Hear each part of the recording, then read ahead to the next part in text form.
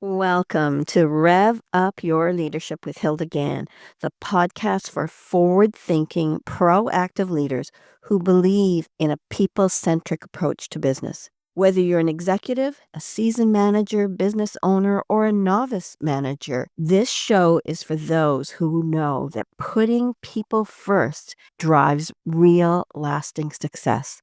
Each episode, I sit down with passionate guests, leaders who share real-world experiences, proven frameworks, and insights from their industries.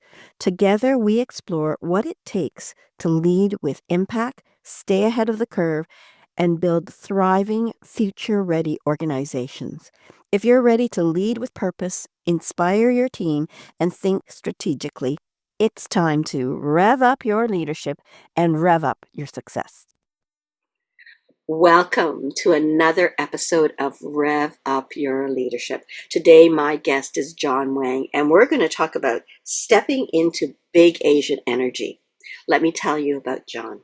John Wang is the author of Big Asian Energy, an empowerment coach and a sought-after speaker helping Asian professionals break through leadership barriers. With over 15 years of experience, he has coached clients from Google, Apple, Amazon, and Goldman Sachs, empowering them to step into leadership with confidence. His insights on confidence, assertiveness, and breaking limiting patterns have amassed over 25 million views on social media, where he has built a global audience of 240,000 plus followers, me included. As the host of Big Asian Energy podcast, John features top Asian leaders, therapists, and changemakers sharing real conversations about breaking barriers and redefining success. He's a TEDx speaker, a global traveler who has visited 52 countries. John combines cultural insight, humor, and science-backed strategies to help professionals overcome imposter syndrome and self-censorship. His mission is simple: to help Asian Americans own their voice, lead with confidence, and claim their space in every room they walk in. What a lovely bio, and welcome, John. It's a pleasure to have you back on my podcast. Oh, it's so good to be back. And thank you for reading that so beautifully. So beautiful. Well, I mean, you gave me a short bio and a long bio, and I said to you, I said, I'm doing the long bio because you have such an impressive background, and you and I really clicked. Like we both have energy, and I love the title of your book, Big Asian Energy. And when we talked, we said, so what will we talk about? Because we talk about a lot of things when you and I are off, off this podcast.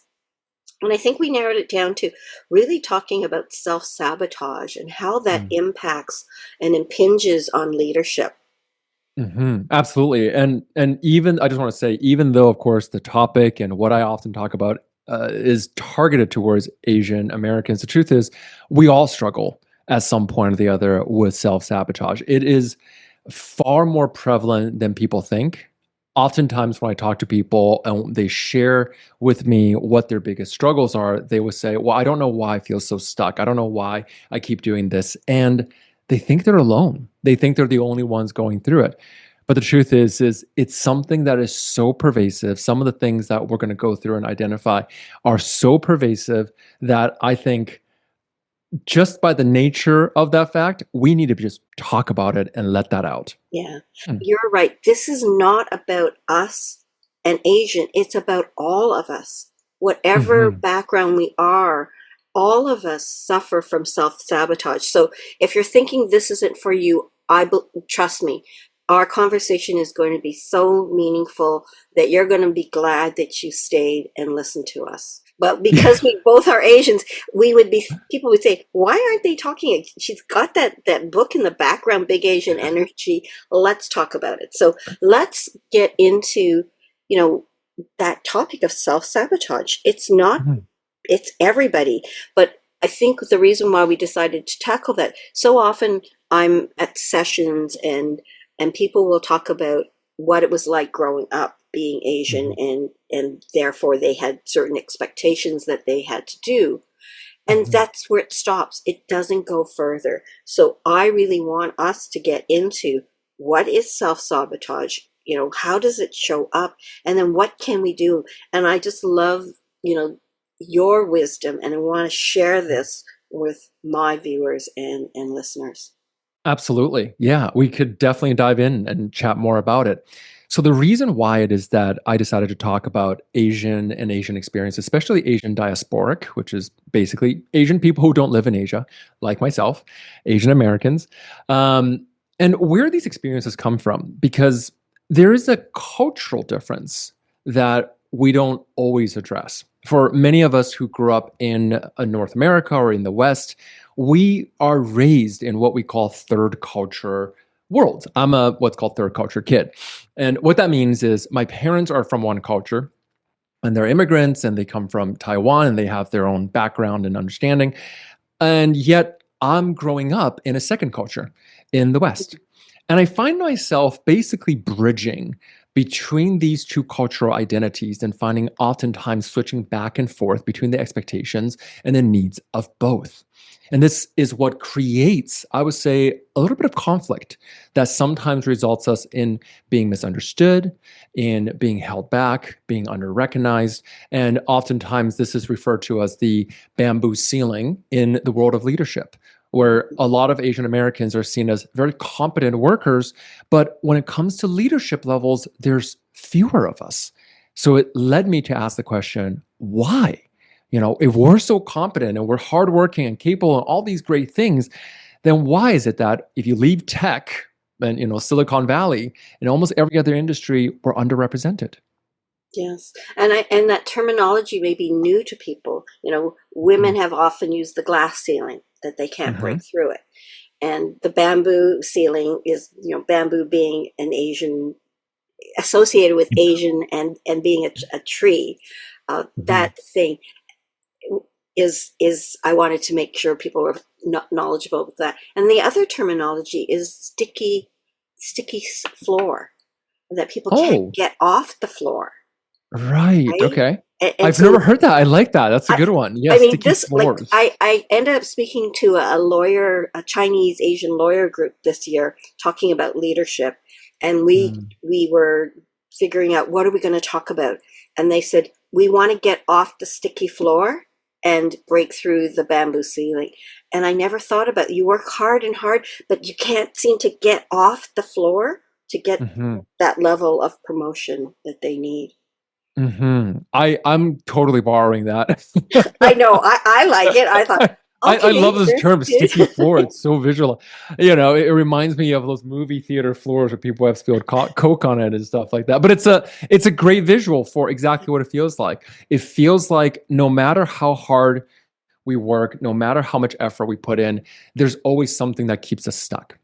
Yeah, yeah. And when I started, when I say we, it's because I actually hired a couple of research assistants to help me put together and compile. And I said, look, let's go and compile all the academic research studies that we can find that talk about Asian American experiences. And they came back. Thank my the two research assistants. They're both psychology grad students, and they came back with a shocking amount of data, a lot of which I was really surprised by. And one of the core pieces, for example, that I was surprised by was how many Asian Americans experience imposter syndrome. Hmm. And for those who are unfamiliar with the term, imposter syndrome is basically a phenomenon in which we feel like we are an imposter in our peer groups. Yeah. So we often are, this was a study that was made famous by a TED Talk by a psychologist who talked about how students at top universities often felt like they were faking it. They weren't actually as good and smart as they feel like other people are, and how they get stuck in it.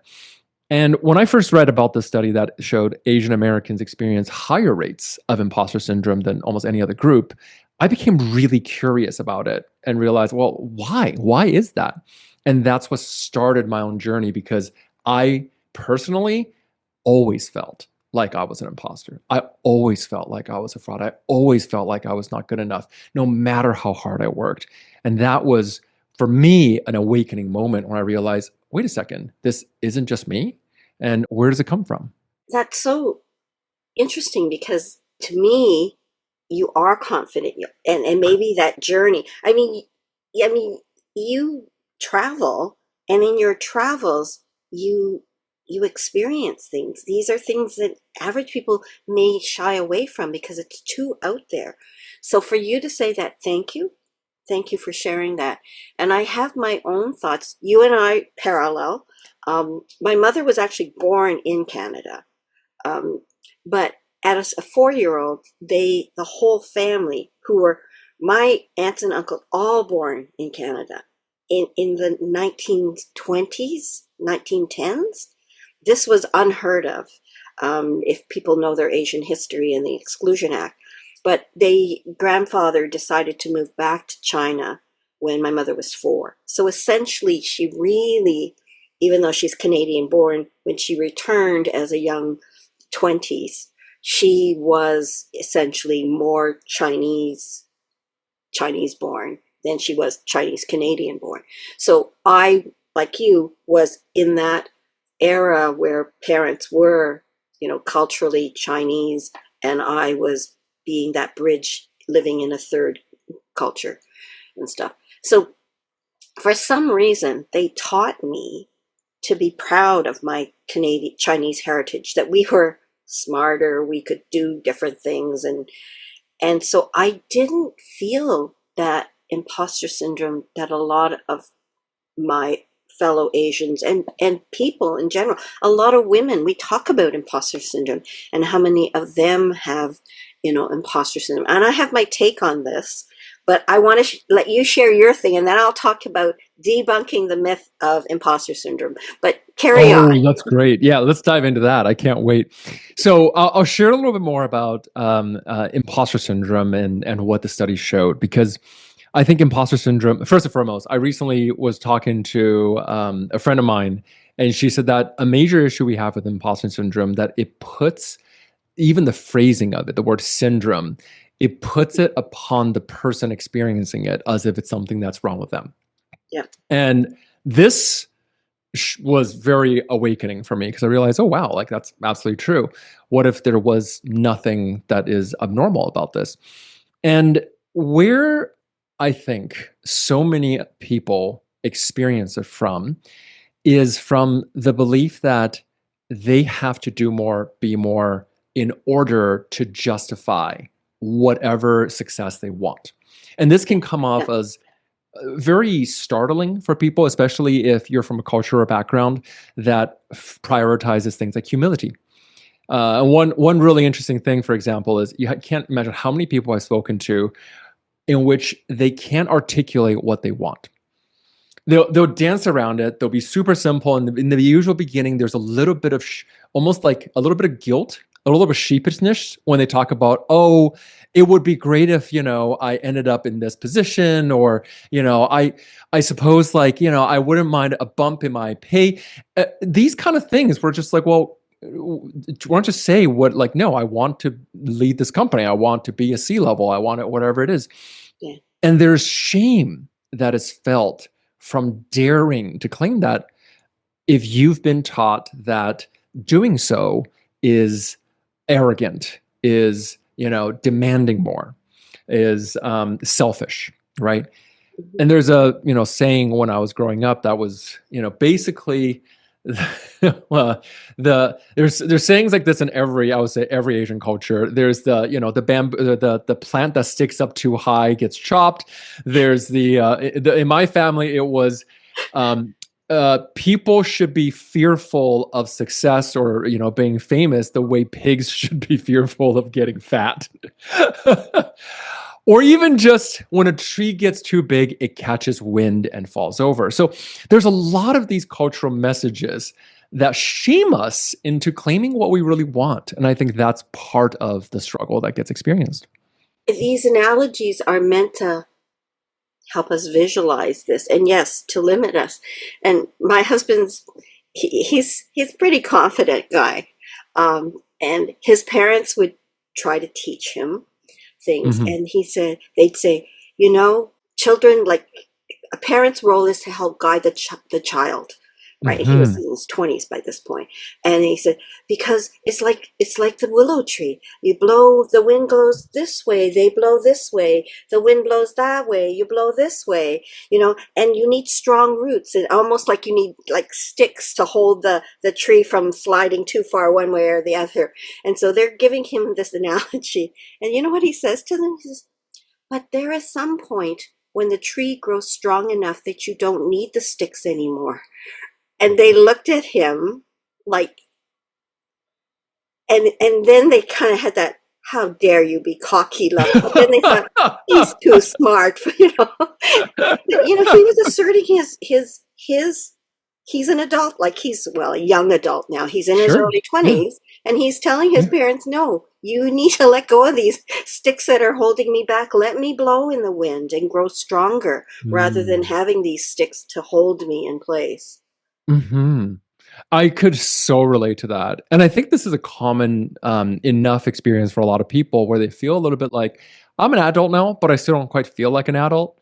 I get this feedback every once in a while from people in their 30s, from people in their 40s, even, usually until they reach parenthood. And then suddenly they realize that they're an adult real quick. And they often say things like, well, I don't feel like I could do whatever I want. I don't feel like I could pursue whatever I want. I still am waiting for my parents to understand. And I'm still hoping that one day my parents will let me go into this career path or change in whatever it is. My It's husband and I had our Mhm. business. There would be people who would come to us, and they would share that the career that, they're working as a graphic designer or a planner for us. And they said, my parents wanted me to go to school to get this. Mhm. And I don't really like doing what I'm doing, Oh and I gosh. think parents mean well. They want safety, they want security, they want stability for their children, and they think they know what careers might provide this. Whether it is self-satisfying or something that's passionate is one thing. And I've had people come in my door and say to me, Hilda, I have saved enough money now, I am going back to school, and I'm going to tell my parents that this first career was for you, this next career is for me. And somewhere Oh. along the journey, they've had the courage to do that. But isn't it sad, whether it's Asian or other cultures have the Mhm. same thing, is you want to respect your parents, but let's face it, they are doing what they think is good for you, but it's not you. It's not what's good Mhm. for you. And Mhm. so I've learned through, I've had that pleasure of having conversations with various people, and I have my take on what the imposter syndrome is, and it's tough. It really is tough because you're Mm. trying to be there, be respectful of your community, your culture, your parents, a variety of things, but and also your competition out there in the world and getting noticed, as you said. Mhm. Absolutely. And I want to hear more about your thoughts on imposter syndrome, but I want to just quickly before that address what you just said because it is absolutely true. And oftentimes I feel like when it comes to parents, something I say is it's your parents' job to keep you safe, but it's your job to get successful. Your parents don't necessarily want you to be successful, especially if success comes with risks. And that's a really important one because especially for children of immigrants, the work and sacrifice that oftentimes they witness their parents having to go through in order to give up everything to come here and give them a new life becomes a bit of a weight and a burden to feel like, well, my parents sacrificed for me, so I have to sacrifice for them. And that means that they picked this path or they picked this identity sometimes, or even the kind of partner that they think I should be with, the kind of job I should have, the way I dress, then it is my duty as a good son or daughter to live up to that, at least in front of them. Yes.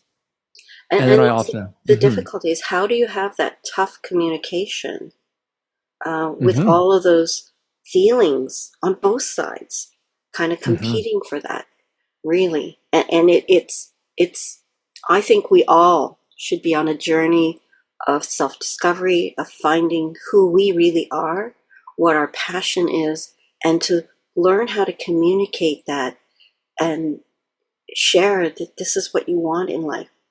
right? Hmm. I know parents made sacrifices. You know, so many people have been professionals in other their their native land. And when they immigrate, they're not recognized, you know, to be a doctor, to be a lawyer, to whatever. And they end up trying to balance family and you know, making a living and whatnot. And so maybe they have to give up, that they can't continue to be professionals. So some of them will be, you know, if they start their own companies, owning a restaurant, or they drive Uber. So many people, you know, oftentimes when you're in a taxi, you're talking to people and you hear their story of having to come here. And so yes, as a child or of that parent, you feel that obligation. So there's a lot of things tugging at stuff. So Absolutely. I still remember that there was a story I heard once about a VP of a major bank, like a big bank in the U.S., um, saying, "I'm just waiting for my father to die so I could really do what I want." And when asked, "Why don't you do it now?" and her answer was, "Of course not. She's so proud. Every time he talks about me, he brags to every one of his friends that his daughter is, you know, working as a VP of this major bank." And I can't take that away from him. It's just easier, instead of communicating that, "Hey, Dad, you know, I'm glad you're proud of me. There's something else that I want you to be proud of too. This thing that I'm really excited about, this new business that I want to go in, this new company I want to start." Um, it felt easier for her just to wait for her father's demise.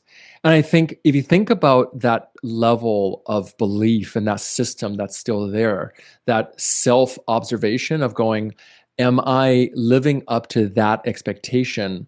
That shows up not just in those big life decisions where it's like, do I leave this job? But every micro interaction we have is part of that base programming. okay. Now I know you want to talk about self sabotage, and we mentioned seven. Where are we at with that? Are we at number one still? Yeah.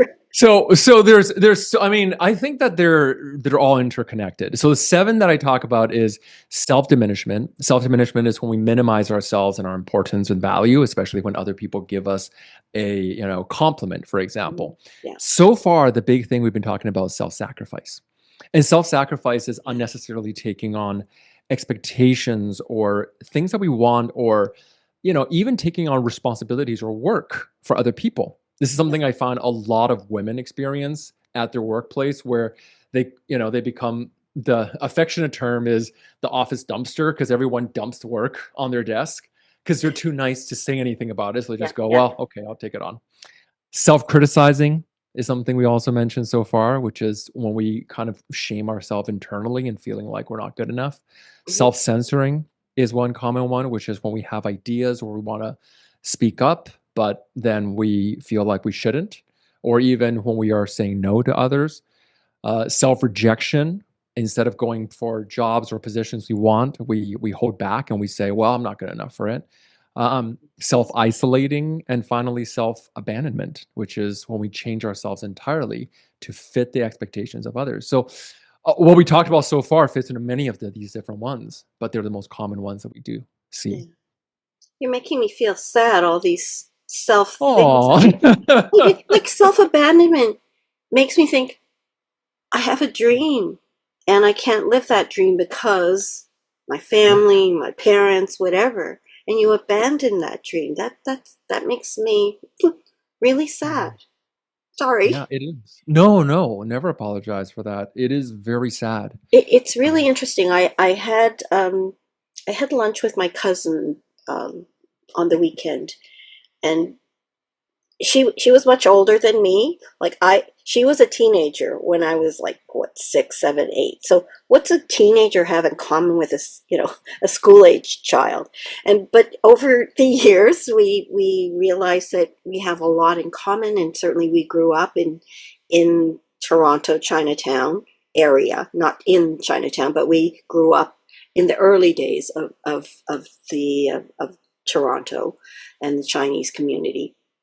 So she's telling me stories, and then I recognize that my parents, I lost my father at the age of 10, and so mm, I remember my mother making me understand that it was my job as the female to go Mm. out and get a job as quickly as possible to support my brothers to go to school, right? Oof. So, and then in talking to her, I said I wanted to become a nurse because this is what I really wanted to do. Um, and at that time, you could go to school to get a degree in nursing or a diploma in nursing. So I'm dating myself now. And I thought, I need a degree. I will not have a degree. That is Mm. who I am. And so I don't know what seven seven self sabotages you're talking about. But what I did was I thought, I understand I need to go out and work whenever, but I'm Mhm. getting this degree in Mhm. nursing and then I will Mhm. help. And what I will do to help my mom is I won't ask for money. I will work. Mm. I will pay for my own schooling. I'll pay for my own books. So you can't say that I'm impacting too much on the Mm. others, right? Mhm. And so I think I had the courage to still not abandon my dream, Mhm. compromised it a bit, but I knew exactly what I wasn't willing to give up, and I knew what Mhm. I needed to do and when I needed to do it. So I share that with people, and I'd forgotten that. I'd long forgotten that. But we started Mhm. saying little things, and she asked me about what was it like when my dad passed, and I told her some stories. So it's still fresh in my mind. Mm. Yeah. And good for you, by the way, for having stood up for Yeah, yourself in yeah. that way. Because when And you I think wish about it, I more mean, people would learn to decide what they want and try to create that relationship to help their parents understand. Um, I remember reading Maria Kondo's book, which is all mm, about sorting stuff, right? But the one thing I really remember about that is you have difficulty letting something go. You know, mhm. a, a well meaning relative buys you something that you find totally not useful and kind of not comfortable to have physically seeing it, right? You know what I Yep. mean? Oh, yeah. Do you have the courage to whatever? And Maria Kondo says that well-meaning person did not buy it for you to feel terrible and to loathe that. They bought it out of the goodness of their heart. So out of the goodness of their heart, they would feel okay if they didn't know, but you threw it away. Okay. Okay, now I can take that piece of whatever somebody gave me and just put it Yeah. away or recycle it to ease my mind that I haven't done anything terrible with it. So I think that happens too if we think of that mindset of trying to create a relationship with your parents to say, you know, I want what's best for you, but I also want what's best for me, and have a conversation when you can Mhm. to open that up. Absolutely. It's the guilt that we feel that you described. I think that's the hard part for so many of us to get over. It's the emotional guilt. It's a lot of people when they, we talked about Asian parents and stuff like that. A common question that comes up, or a common theme that comes up, is, "Oh, well, my parents weren't super strict on me. They didn't demand that I, go into a certain field or a certain path or a certain job." And I go, "Yes, absolutely, but it doesn't mean that the emotional weight of caring for them doesn't still impact our decision making." And thank you, by the way, for sharing your story. And my first thought was, my gosh, what a demand to put on 10-year-old, Yeah, to say that you have to sacrifice your own childhood, something that I think is an unconditional right of every child, is yeah, to be loved yeah. unconditionally and to be given the right to find their own path. And what a sacrifice that would have been. And oftentimes this is not uncommon that I hear it's particularly praised onto, "Oh, you're the girl, so," right? Like it's a Confucian culture thing, right? Patriarchal Mhm, culture. mhm. You're the girl, so you must do this so your brothers can go and get Yeah, education. And the and question then I that have now. certainly has evolved, but some Yes. parents are Oh, still thank very goodness. Yeah. traditional about that, and then others aren't. And women need to feel encouraged and empowered, and Yeah. not feel like there's a duty to this Yeah. family and to Yes. others. But Well, Is it there's a difference. There's I like to look at it as there's positive duty, and then there's the negative and perhaps a bit toxic is obligation. yeah, the So obligation? duty is a place that gives us joy when we are in a position of giving. Mhm. Taking care of your kids is a duty, right? Like giving them the best opportunities is a duty that we chose to take on, and therefore it Yeah, gives us yeah, joy to give them that future. When it's an obligation, when it feels like, oh, why are you doing this? Is it, for let's use a hypothetical family. Let's use a hypothetical family in which the older girl, the older daughter, is expected to take care of the entire household and get a job and do all these things, while their younger brothers are just allowed to go and have their lives. In mhm, this situation, the question that often comes up would be, well, obligation becomes an obligation is if you feel like you will be sacrificing the love and relationship with yeah, the person you yeah. care about if you don't fulfill it. In which case, that's not a gift, that's a hostage situation. Yes. Well, the word obligation has a heaviness to it. The Right? duty can still have some light obligation, but a source of pride because there's some elevation of what you're doing. But Yeah. obligation sounds like something that is dragging you down. Yes. And it's not coming from a place of choice. It Yes. is Okay. not coming from a place of a glad heart. It is not coming from a place of giving. It is coming from a place in which something is taken from you, Yeah. even if you feel like you agree to it. So let's tie this into people who are searching to be leaders, want to be better leaders, or aspire to be leaders. And what are some of the tangibles we can take of getting this self-sabotage peeled And away breaking so free that from you it. can own your future, your success, that dream that you have? Yeah, absolutely. So if we think about what we talked about so far, these experiences we may have had in our family, in our childhood, our background, etc., or even as adults, these are all blueprints, right? We learned that it is. Let's say we're talking about that young lady in our hypothetical who was taught that they needed to quit their schooling to take care of their family and go and Mhm. make money so they could study. What does that blueprint become when she grows up and she's in a company or she's in an industry where she wants to step into leadership? Where her lesson is to be a leader means to sacrifice everything you have so that you could support other people Right. or to Okay. become successful or good enough or anything like that. We don't really question, does that actually make sense? And I'm not saying that the opposite of self-sacrifice is selfishness, which oftentimes we think it is, but it's, are we making the decision from that place of empowerment and agency, or are we making it because we feel emotionally obligated to just give away our power and give in to whatever other people want? Mhm. And I feel like this is really where the leadership piece comes into, because what is leadership if not your own vision and your own agency to Yes. charge ahead and allow others to follow you in that position? Mhm. Okay. So, yeah, if we start looking at the other ones like self-diminishment, when we feel like, oh, if my place in my family is to be quiet, is to follow, is to not challenge authority, is to not challenge elders, of course, that's going to show up in the way that we lead, and then possibly in the way that we don't lead.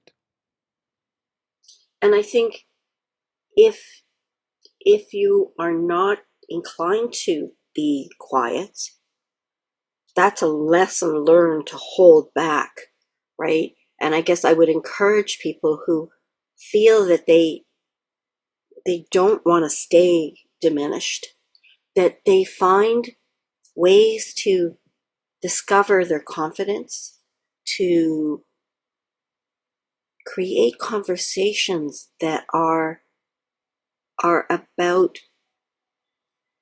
collaborative approach rather than Mhm. us versus them, parent versus child. Um, I remember when my husband and I were dating, he showed me this book called "I'm Okay, You're Okay," and in Oh, it, classic.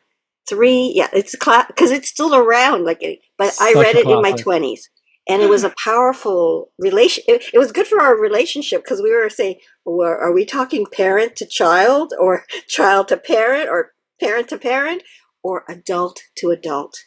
So as you grow up, begin to think about the conversations that you have with people. Are they more adult to adult conversations, or is there an authority chain, a parent to child kind of relationship? Because when you speak the same language, you have much more fluidity. And to learn, like my husband did, to be respected by his parents, to have a more adult conversation, because over the years they created a great bond, and each one sought knowledge from the other because they respected each other. So I encourage people to start to uncover who you are, find your most confident self, and start to slowly create that confidence building so you can get off the sticky floor or break through the bamboo ceiling. And if you want me to share my debunking the imposter syndrome myth, let's dive into that. okay. I like how you sound like the podcast. Yeah, I know. Host, I'm like, I'm the guest. All right, Hilda, welcome to Big Asian Energy. Now, tell us about your views on imposter syndrome. Thank you for having me, John. But I am so curious. It is because this is a major topic, and I think a lot of people can relate to it. Tell me more. I hear so much of imposter syndrome, and people truly, truly feel it. But think of it. It doesn't have to be imposter syndrome. Thinking of it in a more positive way. Think of it as, I have the courage to try. I have the courage to try. And what that means is, I use the analogy of a toddler or an infant when they're first learning to walk. So some of you are parents, some of you are aunts and uncles, so you understand this, and you all experience this. Think about that first time a child learns to walk.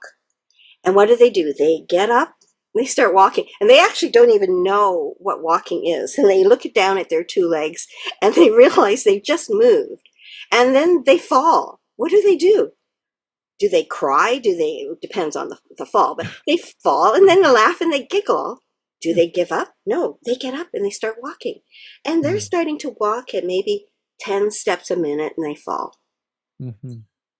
Are they satisfied when they're confidently walking 10 steps a minute? No. They start to walk faster, and they walk faster and they fall. And the minute they master one speed, they continue to walk faster till they fall again. And this is repeated over and over again. Think of it, when you take on an assignment and somebody says, hey, can you do this? Oh, sure I can. And they'll say, oh my God, I just got this acceptance for this contract, but I've never done this before. And they're going to think I'm an imposter. Think of it as that you have mastered all these other things. And now all they're asking you to do is something that is just a little bit more than you've done before. And what do? Follow the toddler. Let yourself realize that you're running and just falling. But it's not like it's a leap of faith. It's a continuum. So I don't call it imposter syndrome. I call it the courage to try. The courage to try from where you were before to do a little bit more, a little bit more. And before you know it, you've mastered this speed. But what do? You do the imposter syndrome thing. You have the courage to try the next step. So I encourage people not to think about them as being imposters, but having the courage to try that next thing that you haven't quite mastered yet. That's my debunking of the imposter syndrome. I love that. And I think you're right about it. I mean, we are so over-focused and over-indexing on how we compare ourselves to others. Right. There's a term that I love. It's called comparisonitis. Yes. When we get so caught up in that comparison of like, where am I in relationship to other people? And that's where we get the feeling of imposter. We think, oh, this position, somebody at this position should be this and this and this. They should have a business of this size, or they should have this degree, or they should have these things. And the courage to try really comes from saying, well, what if you are simply redefining this role? You are simply redefining what your leadership looks like, and it doesn't have to look like anyone else's. It's that shift of mindset. And I know we'll always self-sabotage, some days more than others. But if we can just sometimes stop and think more positively and turn those negative things into something more positive, and turn those I can't do something into one action step Mhm. that then makes Yeah. you more comfortable at that level. I remember when I was an educator, the first time I spoke to 5 people, my heart was pounding and my gut was churning. And then I mastered that. And then I could do Yeah. 20, and then I could do 25, and then I could do an international, right? Yeah. But if you told me I'm doing an international and I've never spoken before, that's a big leap. But if we do things just a little incrementally, those butterflies in stomach, the heart palpitations, they'll become less when you've mastered this level and you go to the next. So think of it as the courage to try. I love that. And what that butterflies moment that you're talking about, I whenever I experience that, if I'm going on stage, if I'm going to something that's way out of my comfort zone, I'm feeling that, I always relabel it and I think, oh, I feel so excited about it. Wow, this is so exciting. I must feel so excited because I can see the value this brings. See, And yeah, you've shifted your mind. yeah, if we could see everything that we think we're afraid of as an adventure, everything changes. I've enjoyed our conversation. What's next for you? I mean, you and I know we could talk all day, right? Oh, we could talk about all the topics, all the things. So Yeah, absolutely. tell us what's happening next for you. So the book just came out, Big Asian Energy, which is on Amazon and Barnes and Nobles and everything like that. We had a big moment actually recently. Amazon picked the book to be one of Amazon's top books of 2025. So the Amazon editors list Yay. came out. So excited. Yay. Thank you. Yeah, I'm so yay. And I'm so excited to, right now I'm speaking more, we are launching, we as in me, and I have a co-facilitator that we're looking to launch a new program sometime in the fall. But right now the main focus is just continuously sharing and supporting us, our community, and those who are looking to break through and, break out of their sticky floors and out of the bamboo ceilings. Thank you. And how do people get a hold of you, John? Oh, you can find me on LinkedIn, Instagram, TikTok, all those places. You can find me on John Wang Official is on my Instagram handle, or you could look up the book Big Asian Energy at Amazon, anywhere you buy books, as well as my podcast, which is also Big Asian Energy. Easy to remember. So in LinkedIn, which is my preferred platform, how would I find you? Because there may be 5 John Wangs. Yeah, there's probably more than that. I only get to see the first 5. Yeah. John Wang Big Asian Energy will probably find you at the top link there. But I once looked up, there's a fun fact here. I once looked on I think the American Census or something. You could find out how many people share your name. I had 47,000 John Wangs living in America. So if you feel like your name is common. That's why I thought I would ask. And my That's name's a Hilda. good question. My name's Hilda, and I'm Asian. So my father wanted me to have an unusual name, so he got his wish.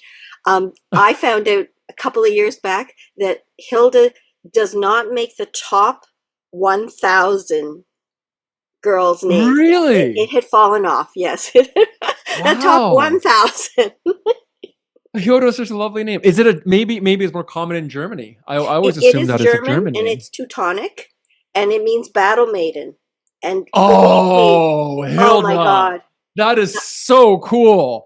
No, it's cruel. When you're 8 Really? years old and you're reading this book in the library about baby names, your name is Battle Maiden? Like Battle Maiden. Battle Maiden. I'm a nice person who cares about people. So I didn't like the fact that my father gave me that name, but I'm okay. Oh no. I'm okay with it now. I think of battle mating as being Joan of Arc as opposed to fight and win at all costs. Super cool. John, it's been a pleasure. I know whenever you and I get together, I get energized, and I learn so much in our collaboration. I feel the same way. Yeah, it's definitely the same way. Thank you so much for having me on here today. It's been a pleasure.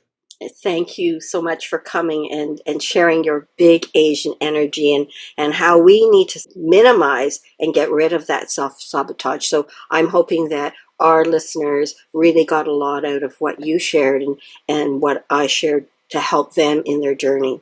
So again, to my viewers and my listeners, thank you for joining us. Give it a thumbs up.